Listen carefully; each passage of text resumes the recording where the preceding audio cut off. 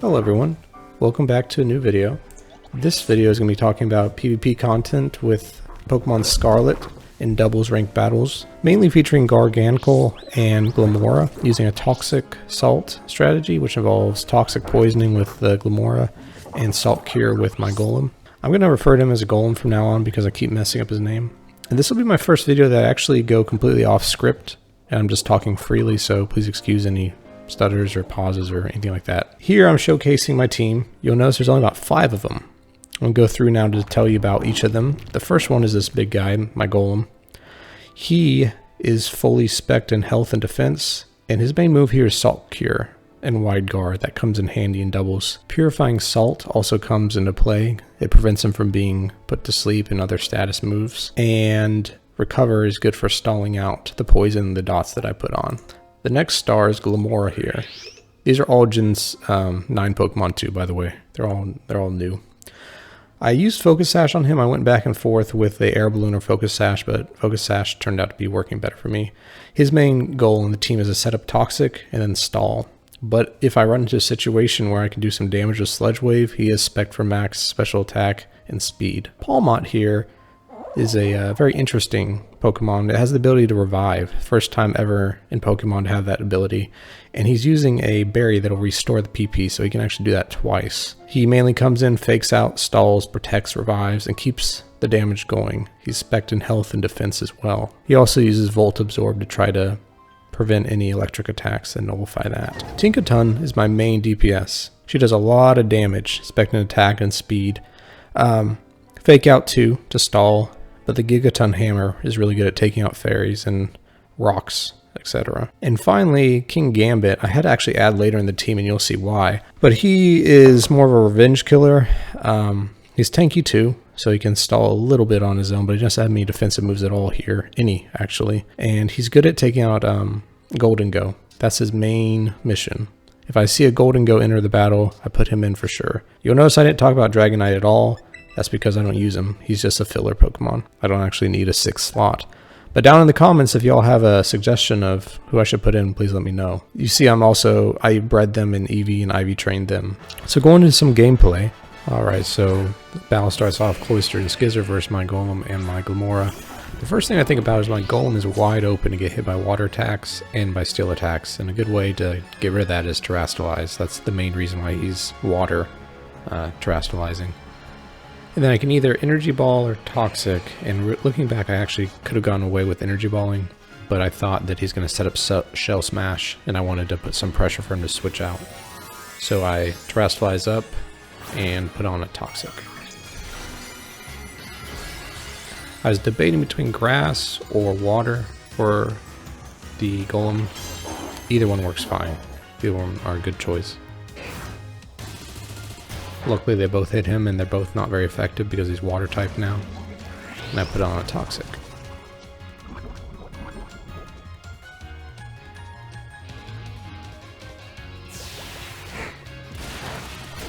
Pretty odd for the Cloister not to start with Shell Smash. Here's all the damages and the healing. It takes a lot of time when you battle online just with the extra animations and effects. I think it would really improve the flow of the game if they were stacked and done at the same time.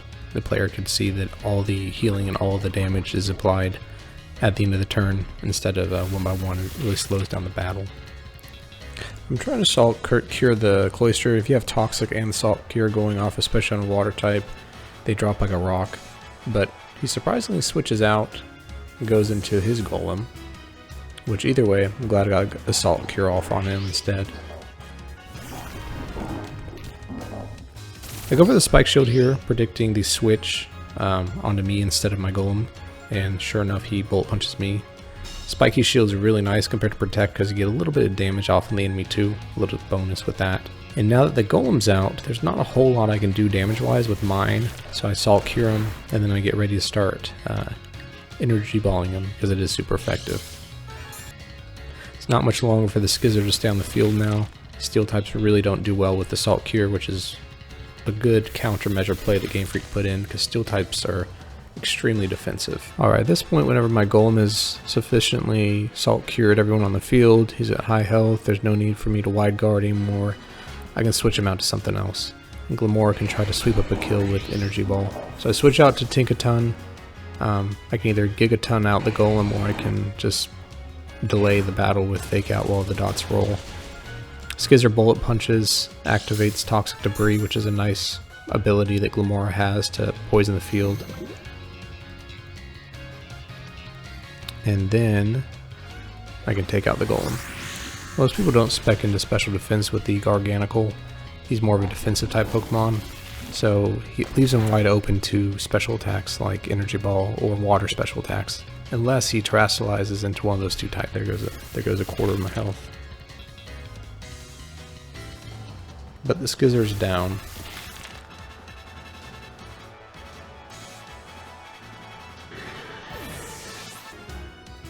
Alright, he brings back out Cloyster. And now he's poisoned. Well, he still's got Toxic Poison on him.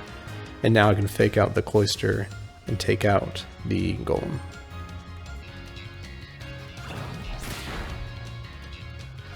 I've really debated switching out the Life Orb on Tinkaton to something more defensive, but it does help at times just to be able to add a little bit more damage on this move, on her move. Alright, this is my favorite entry. Sylveon, when they bring in fairy types, they really can't do a whole lot to my team. Tinkaton can almost one-shot any of them with the Gigaton Hammer, and if not, Glamora will finish him off with the Sludge Wave. There's also a nice synergy here with Glamora and Steel types, because Sludge Wave attacks and affects her allies, except if they're Steel type. So you'll see here where it's not going to hurt Tinkaton, but it'll attack the enemy field. Gigaton Hammer can get in this unfortunate loop because it can only be used every other turn. If the opponent's good at predicting that, they can protect every other turn.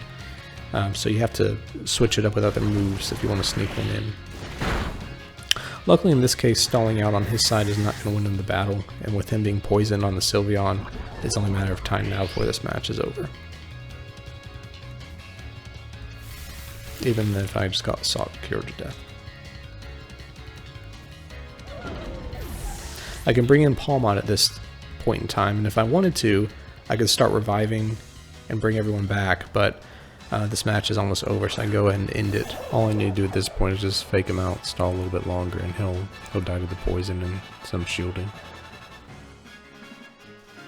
Something that really messes with my team in this regard is, and you'll see at the end of the video, I point out one of these scenarios, is Psychic Terrain prevents priority moves, which negates all fake outs, so I can't stall as well in those scenarios.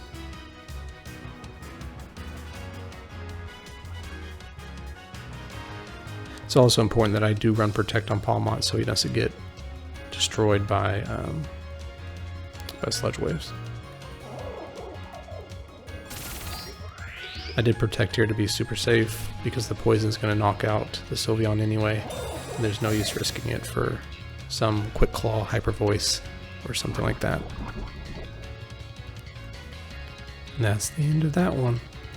You didn't really get to see utilization of the Revival Blessing on this video, but trust me, I did use it a ton in other matches. Here's a standard lineup that I run into. A Murkrow Prankster with Tailwind, and then a Gholdengo with Make It Rain. And a Hydreigon, and this is actually a cookie cutter team that you run into. It's probably a rental team floating out there. Highly annoying to deal with. A lot of damage, a lot of speed, and the whole reason I put it in King Gambit is just to deal with Gholdengo better.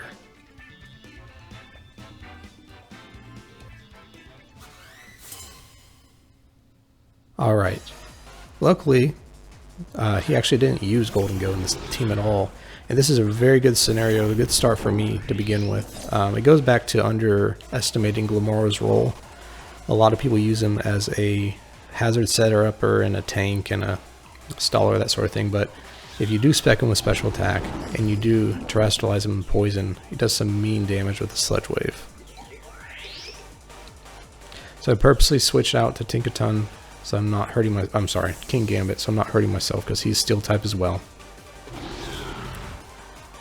And then I terrestrialize into Poison type, which removes my Rock typing. So now he's a pure Poison. I did this for two reasons. One, so I could sweep. But two, the Meowscarada probably has faster attack than me, and is going to hit me with a Flower Trick. and by removing my rock typing, it moves the damage from 1 time to half time. Well, she didn't attack me with it anyway, but for loss. You can see how tanky King Gambit is. He just takes that crit to the face, and he resists it with his steel type, of course. A lot of Meowscaradas do run Focus Sash, but this one did not, obviously.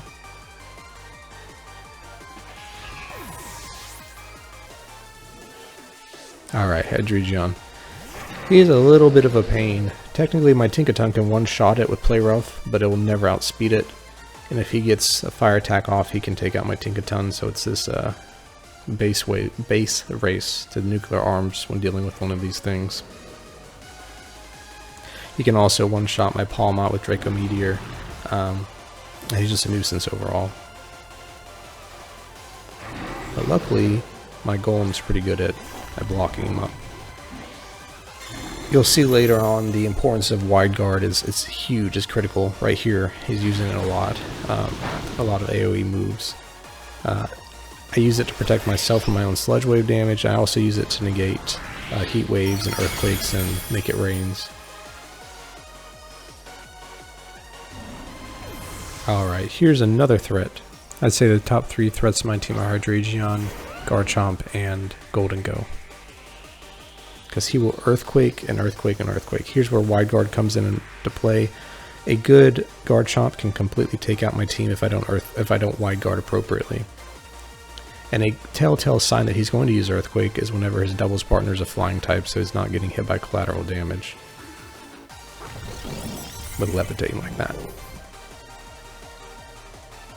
See, in this move I could block all their damage that turn because they used multi-target hits, and mine gets to go through, which is nice.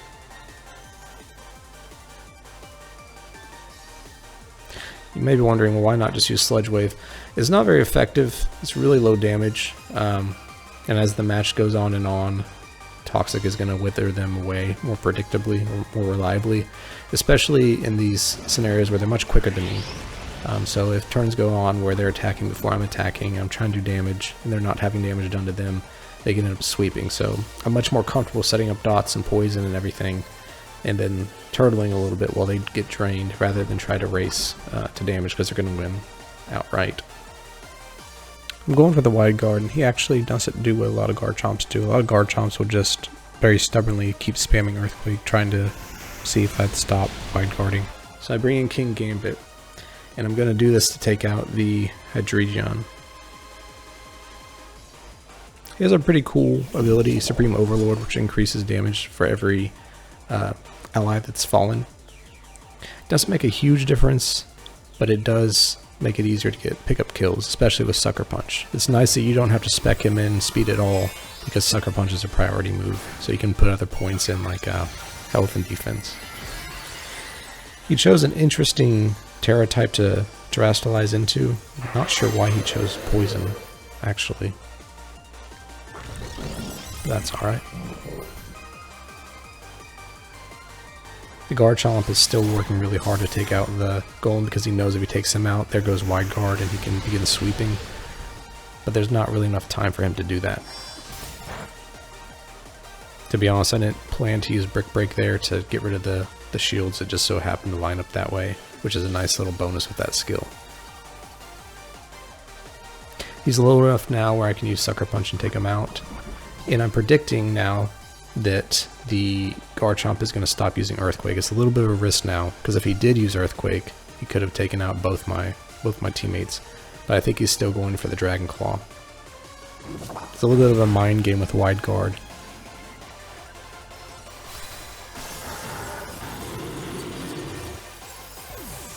Yep, he goes for the Dragon Claw. But both my Pokemon are heavily defensive, so he can't take me out that way. And now he's got a little assault going on.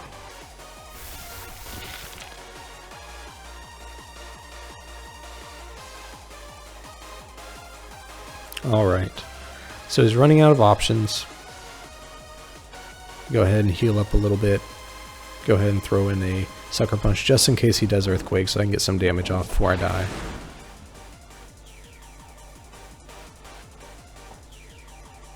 Yep, there's the Earthquake. Wow, amazingly, it actually didn't kill my Golem.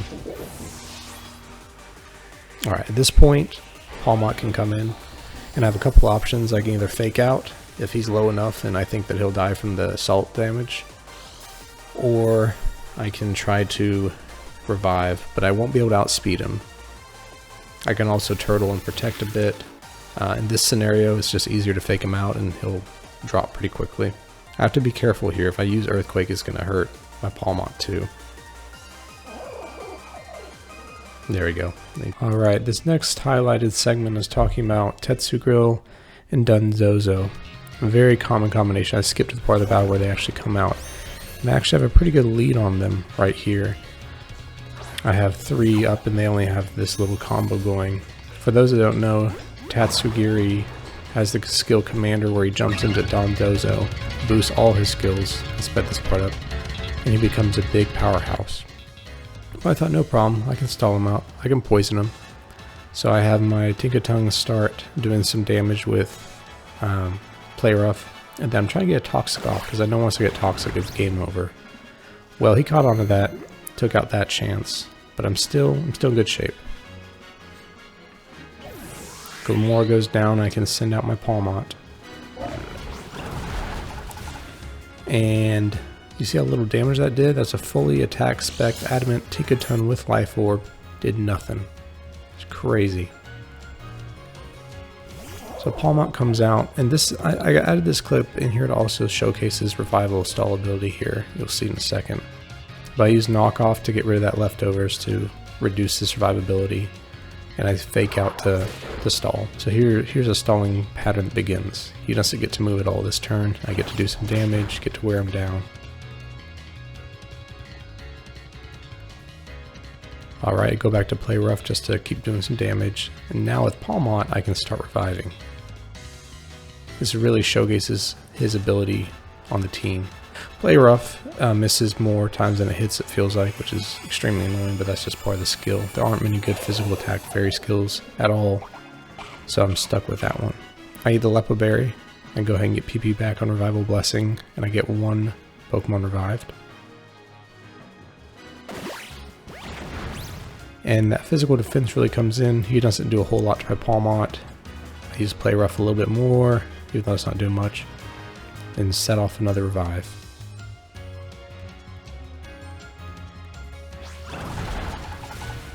I mean, look at that, man. That's pitiful.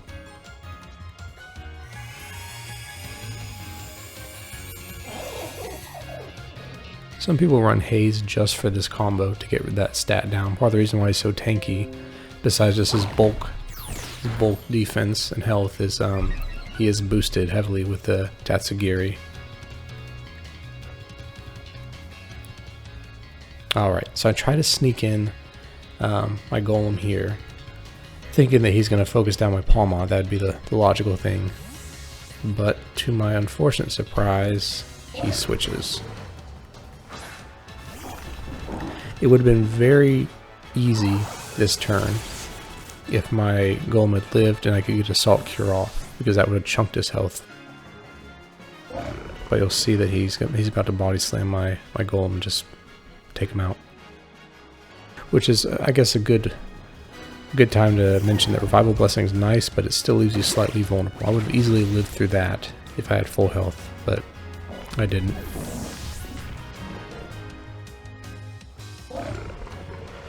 Okay, it's not over yet though. I'm set up really well to set off a Toxic and to fake him out. This is like a guaranteed setup with Glamora. I'm hopeful this works pretty well. And at this point in time I'm thinking, okay, game over. There's no way he's going to be able to outlive me, especially with a Toxic going. He's already at half health. I can fake out and Spiky Shield and protect. It's done. But he had one more trick up his sleeve. Meanwhile, I'm going to get him down a little bit lower. I figure he's going to try to take out my... Oh, never mind. I thought I was going to shield. Oh, there we go. I figured he was going to try to take out my Glamora next, so I set up a Spiky Shield.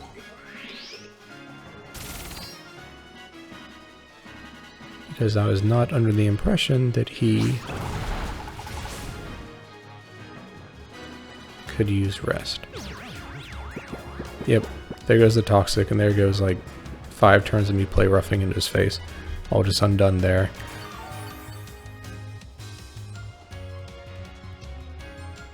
Alright, new strategy. Gotta nuke him down with energy before he wakes up. Again, the Tinkaton can't do much, so I decided to terrestrialize just to boost my damage a little bit in a futile attempt to try to do more damage with her, but she's just really not in anything.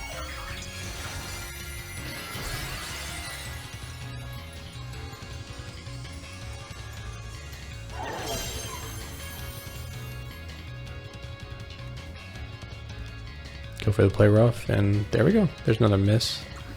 Luckily, Energy Ball has 100% accuracy, and they're not really doing very much. Maybe 1/6 of his health. It's not gonna take him down very quick at all. It's worth noting, if I would have got a crit off any of these moves, it would have sped this up much quicker. Somehow I live barely there. The defense got higher too. I decided to go for the spiky shield again just in case he attacks me. Just trying to stall this out, make it last as long as possible. This time the play rough connects. It's probably half that of an energy ball.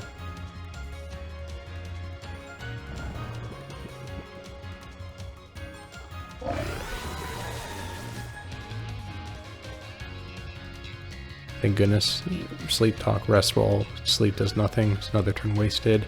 So between turns wasted and being fake out, it does give me some time to whittle him down. Go for another play rough. This keeps up. My Tinkaton's going to kill itself just a life orb. It's doing more damage to itself just from the recoil. He's getting a little bit low right now, though, which is hopeful. Oh, takes out my Tinkaton. That's okay. She wasn't doing very much.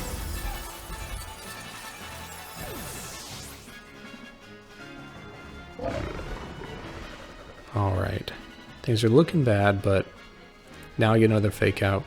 Now I get another energy ball. And I'm feeling like I can just squeeze through on this one. Keep in mind this whole time, I'm forgetting a major player on his team, which is the Tatsugiri.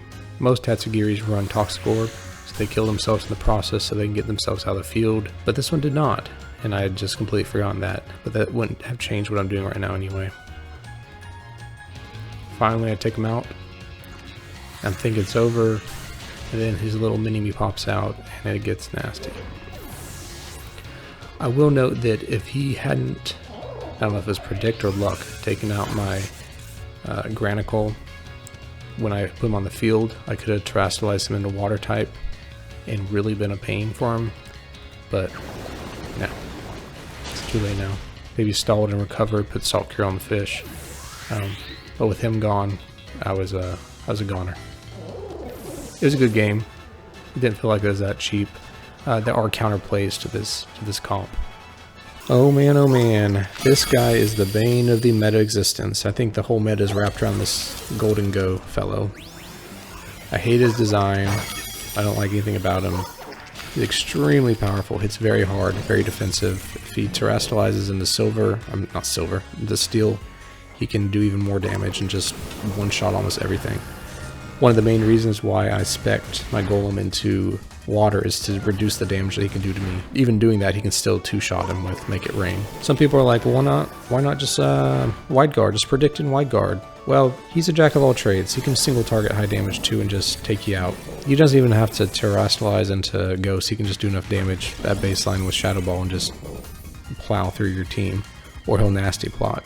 That being said, there were times, I'd say about 50% of the battles I had against him, where I could predict his Make It Rain, wide guard, and it would negate his damage. But I still had to find a way to hurt him too, or else eventually my luck would run out and he'd hit me with a single target or just whittle me down. So, Salt Cure works wonders if he switches over to Steel, but it still takes about 4 turns to take him out. You'll see here the damage is, again, 4th his health. Talonflame is often paired too instead of Murkrow. It does a little bit more damage, but its main role is support and scouting. It'll set up a Tailwind, and then you turn out, and then either finish off with a Brave Bird or Flare Blitz. I respect this combo a lot more. It's pretty clever. Indeedee, Psychic Terrain with a new Pokemon, Armarogue. I think that's how you say his name. It's like a Mega Man fire looking thing. Anyway, they synergize pretty well. They're good at setting up AoEs. They're defensive. The Indeedee can redirect damage with Follow Me. But my team's pretty good at dealing with them too. I can negate the AoE with Wide Guard, just like the Make It Rain. And I can bypass Follow Me by using multi-target hits like Sludge Wave still. Here's a Power Gem one. I was experimenting with that build earlier, but I decided to switch it out. However, they're both Psychic, and they can do a lot of damage. They can one-shot my Glimmora. Again, this is when I was experimenting, so I didn't have Focus Sash yet. Tinkaton worked pretty well here by terrestrializing off into Fairy, removing the Steel type. He removes the fire weakness that he had, so he can survive some hit. And he can hit a good bit with Knockoff.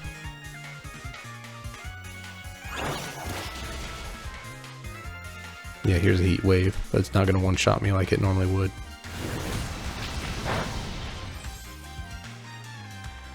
Salt Cure doesn't do extra damage over time, but it does do a good chunk just by being super effective to the Armarogue. Let me look up this thing's name. I don't think it's Armarogue.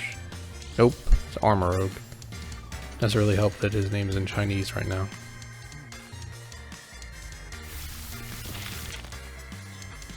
But yeah, the name of the game with dealing with this team is to whittle them down just like the same. They don't have the protections that Gholdengo does.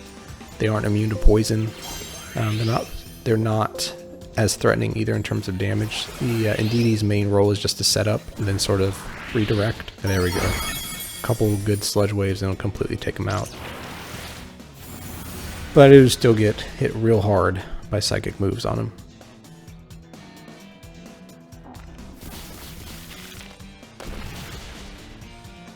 They're trying to set up Trick Room. Trick Room's really not that bad at all because I have slow Pokemon to begin with, and then I have priority moves too. But I have lost a few matches because of the Psychic Terrain preventing me from stalling adequately with Fake Out.